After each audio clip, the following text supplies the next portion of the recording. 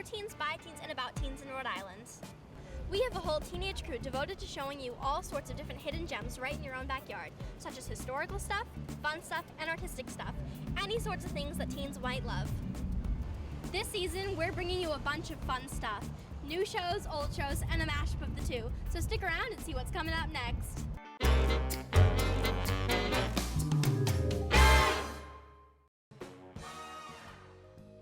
Hello everyone! Today's show is really fun. We head over to Pawtucket and spend some quality time with artist-designer Kent Stetson.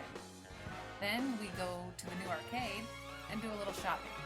So stick around, you won't want to miss it.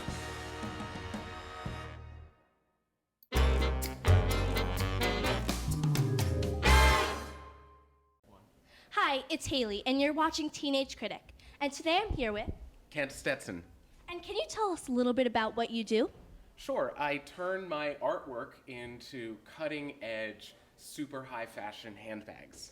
And how long have you been doing this? 14 years. How did you start? What made you want to decide to do this? That's a great question. I started because I was making art and displaying it to hang on the wall, but having a really hard time selling it and making a living doing that. So I started sewing the very same artwork that I was framing for the wall into handbags, and I found that they sold immediately. So that's how I started.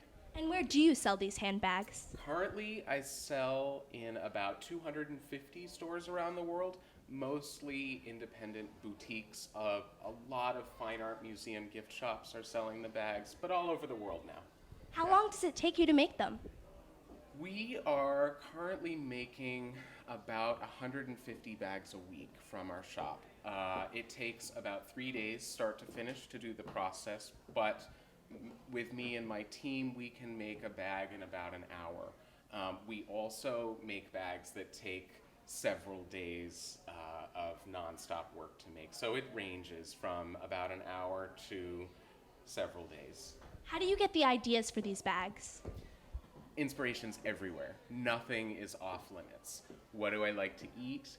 What inspires me? So we can start with a piece of abstract artwork, but then we can also turn a hobby or someone's favorite animal into a bag as well. So inspiration and ideas come from literally everywhere. Who is on your team and what are the different roles? So currently we have 5 people working out of the shop here.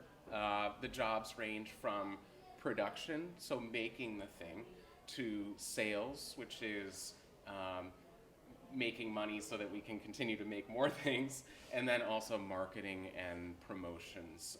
Social media is very important for what we're doing. Getting into magazines, doing television shows, all different kinds of media are really a huge part of telling the story of what we do so that people know who we are and want to go find our website, for instance. What magazines have you been in? In Style magazine, In Touch magazine, Nylon magazine. I've done several smaller regional magazines covering different parts of the country. In this area, Providence Monthly, East Side Monthly, Rhode Island Monthly, the Providence Journal, Boston Globe, Boston Magazine. We have had really great placements, and we're starting to get into the major national publications now as well. And if anybody wanted to learn more, do you have a website? I do. Thank you for asking. It is kentstetson.com. Did you always start in Rhode Island? So I grew up in New Hampshire, and then I went to Brown University. And after I graduated from college, I stayed in Rhode Island. I started making bags when I was working at a shoe store. And so I had this platform to show and sell this product already there. And that was where I learned about what people wanted and what I could sell. Then I started, we'll call it the lemonade stand model. I did some craft festivals and flea markets where I would set up a folding table and sell, and then at the end of the day I would pack up and go on to the next show. From there, the New York distribution platform became more accessible to me. I started doing trade shows in New York at the Javits Center, which is an entire city block. and buyers from stores all over the world will come and look at different exhibitors who are showcasing the products that they make. That is how I started getting into stores outside of the region. And then from there, I was approached by a publicist in New York who started talking with me about how we could get greater exposure. So it all began in Rhode Island in the very small retail store where I worked and the lemonade stand where I would set up and sell directly to end users. And then from there I learned how I could go to the next level of distribution. So it started really small here in Rhode Island, and then people taught me along the way how to get to the next step. What is your plan for the future? Do you plan on continuing this? Yes, that is the plan for the future, is to keep doing this. I feel like my team and I come into the shop or travel to our destinations, we feel like we're doing the thing that we're supposed to be doing right now. And as long as that continues, the goal is sustainability, to be able to keep doing this and to grow to the right scale that's appropriate for us, where we still enjoy what we're doing. Do you mind showing us the process of making these bags? I would love to.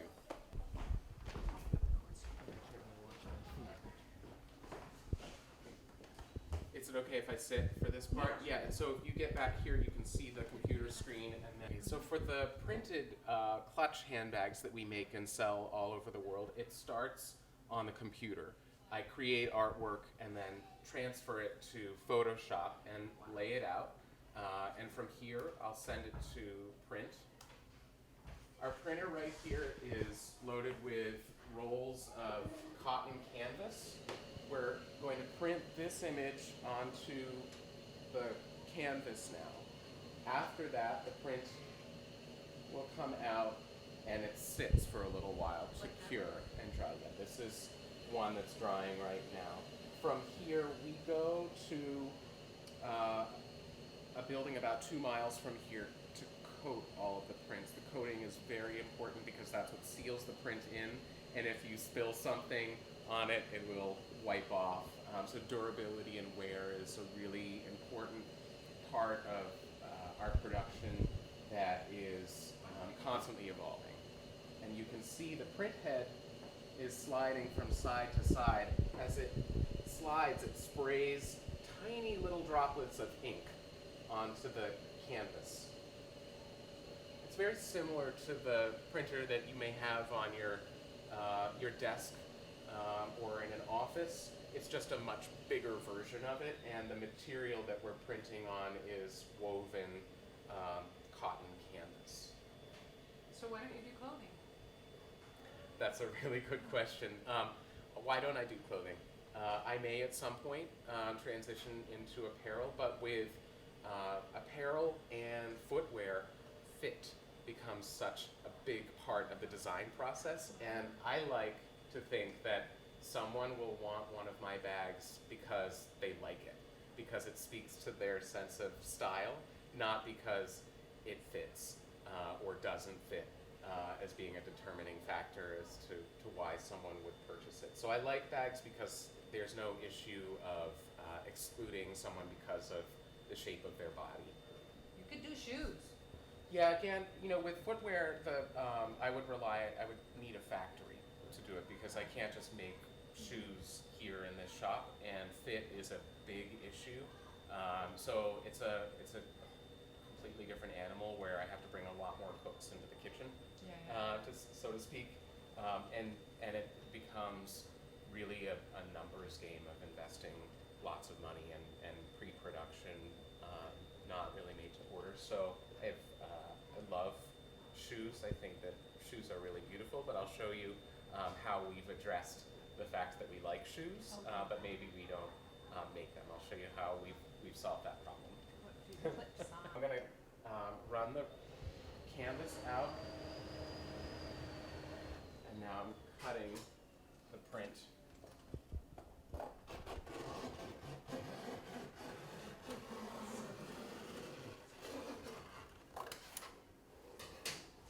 These are like those same printers that they use on that, remember that metal Yeah, place we went to yeah. where they printed art onto metal? Mm-hmm. Yeah. Yep, the technology is very similar. The inks are a little bit different. Great, so I'm just retaking. So now the print is going to set it on top of this one because that's dry.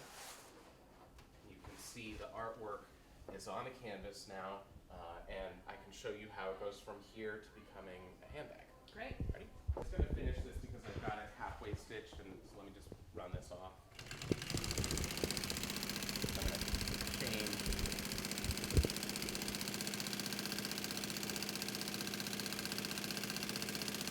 You went to Brown? You did not go to Brown for art. I did study art as well as pre-med and philosophy of science. And now he's making handbag. Yeah. That's so cool. So have you always been an artist, or? Yeah. So why did you go to RISD, dude? I was really into science, and Brown is a great school, and I think I made the right choice Yeah. for me. Okay, so Which angle do you think I should get?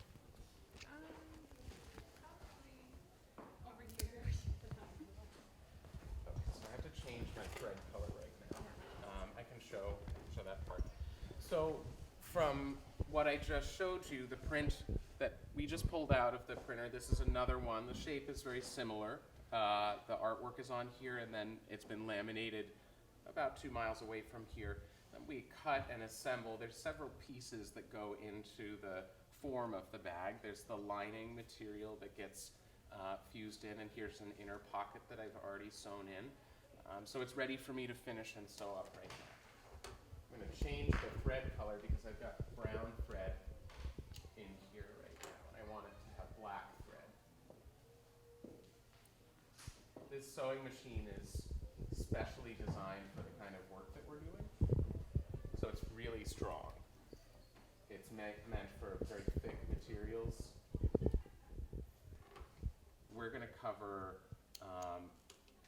from someone who's maybe more conservative or likes things that are refined and clean and simple, to someone that likes things that are hilarious and totally outrageous and over the top. It's an evolutionary process, though. You've never arrived and said, okay, I've got the perfect balance of form and function, because style is always changing. It's not one thing. It's not really timeless. It's always evolving. Okay, so we're about to sew this bag up. And you can see I've signed right here inside the pocket. I like to have each one signed because it's a kind of art. I'm gonna put a piece of paper to protect the material. So what made you come up with they all seem to have the same shape? Is it just like a standard clutch? Is that what you decided on? I like this shape based on years of making and selling. This shape seems to appeal to a lot of people, and I think it is simple, but it's a little bit asymmetrical, and so it's not, it's distinct, even though it's very simple. So this is our #1 selling shape, but we make many others. Price is determined by the cost of production. Yeah, so how much it costs to make a bag is going to determine how much we have to sell that bag for. And then also how much a store is going to have to mark up over what we sell to a store for is a big determining factor. And the cost of producing a bag isn't just simply how much the materials are, but how much does our publicist cost, how much does payroll cost, how much do the 9 trade shows a year cost. So cost is a nebulous factor to use to negotiate the pricing, but we also have to be realistic about what we can actually sell something for. What is the market value? That's sometimes not determined by us, but by other manufacturers. So I'm about to finish this up.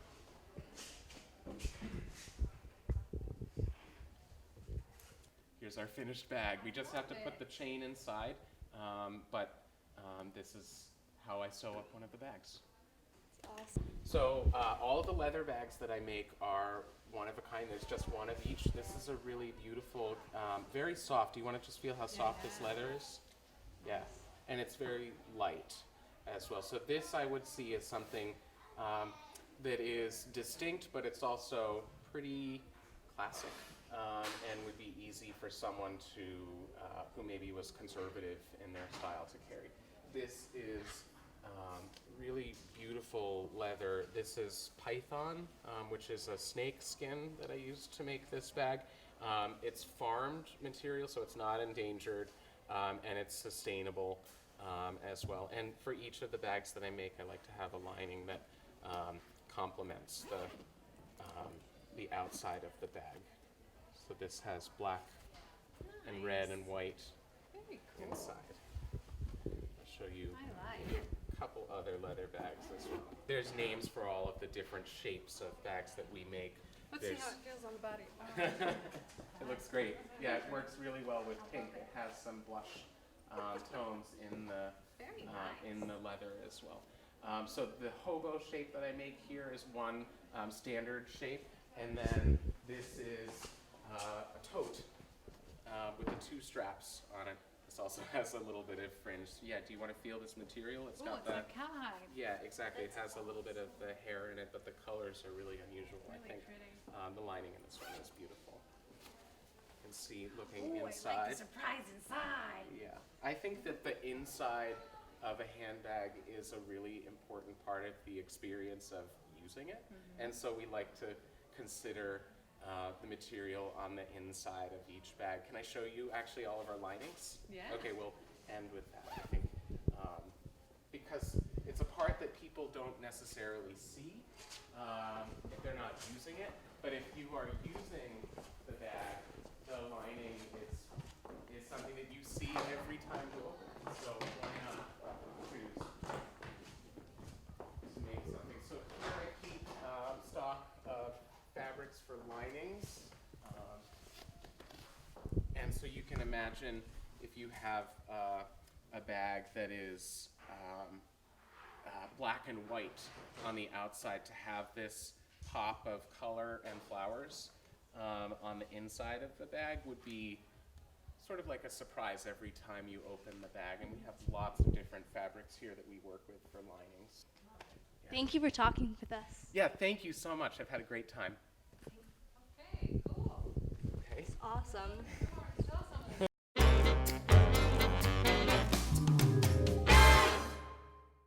So we're here at the arcade in Providence with Krista at That Guy, and she's going to tell us a little bit about the new arcade. So what can you tell us? Okay, so the arcade was originally built in 1828, so it's a historical site because it was the first mall ever. It's the only mall that's still standing historically. So we opened October 21st, and it's been a great 3 weeks, and there's more to come. We're very excited for the Christmas holiday. Do you think a lot of your customers come here because of its historical value? For sure. I feel like that's the draw in, and it was open, I think it closed like 7 years ago, so it's a rebirthing, if you will, of the arcade. So everyone's coming and sort of perusing around, seeing what's going on. So can you tell us a little bit about your store, That Guy? Sure. Well, it's actually my husband's store, and he refinishes all the furniture in here. And then we have 7 other Rhode Island artists in here as well. And I'm tagging it as Rhode Island Home Goods. So do you know more about what's available in the arcade in general? Sure. There's 11 shops currently open. There's a coffee shop, which also turns into a bar late night. Not that any of you kids should be going. And then there's a jewelry shop, Jessica Ritchie, and Nude, which is Style Week designers, all local designers. There is Intrinsic, which is like a trendy young people's store. Dash, which is a bike shop. They actually are going to be having a garage in the basement for bicycle riders, which is really cool. And then coming soon is 2 other restaurants. One of them is called Rogue Island. It's like a local farm to fork fair.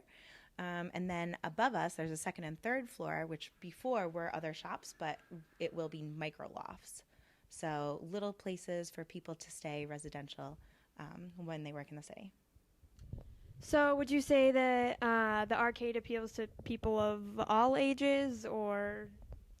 Yeah, I definitely think so. There's a little bit for everyone here, no matter what your age may be. Okay, well, thank you for talking to us. Oh, anytime. Thanks so much. So you guys stay tuned for what's coming up next.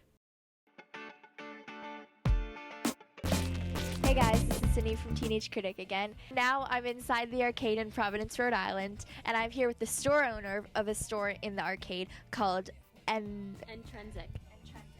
And what's your name? My name is Victoria. And can you tell me a little bit about the clothes and the stuff you offer here? Yep. So our store motto is stay bold, wild, and free. So we have a bunch of different things here, bold styles, trendy, and then we have more like free styles, which are the yoga clothes and the sweaters, and there's kind of a mix of everything. We even have some kids' onesies that are pretty funny. So we wanted there to be something for everyone to shop here. Yeah, that's really cool. And I noticed that there's a lot of like different types of clothes and a lot of different types of patterns. So where do you get your clothes? So I go to New York and Las Vegas, and I'm the buyer for my own store. So I go to different trade shows and I pick out all the different styles. And then the jewelry here is designed by myself as well as a friend of mine, Nitsa. That's amazing. So based on like things that customers have been buying, what do you think is the trend for this season? Right now, the Aztec sweaters are numero uno. Everyone is loving those. So that's what everyone's pretty much gravitating towards right now. And of course, all the beanies and the scarves, staying warm, the cold. And speaking of favorites, which one is your favorite? My favorite would have to be one of the Aztec sweaters.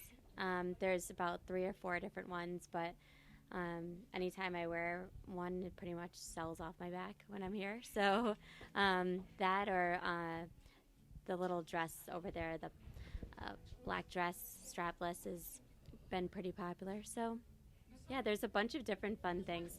Nope, the black and white, yeah, that one. With the exposed zipper. This is the dress That's that going to be featured in the holiday mailer. that's so cute. And then if you come and you try anything on, we also have a selfie booth. So if you're in the dressing room, it says our logo and our slogan backwards, that when you're in the mirror you can see. Yeah, so there's a lot of different things within the store. We have a dry erase wall. We're doing a make your own bracelet bar. So a lot of stuff in a small space.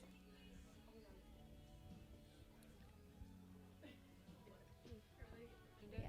And here's the make your own bracelet bar. Okay, this sounds like the most amazing store ever. So you guys should definitely check it out. So thank you so much for talking to us. Thank you. Have a great night. So stick around for what's coming up next. Bye.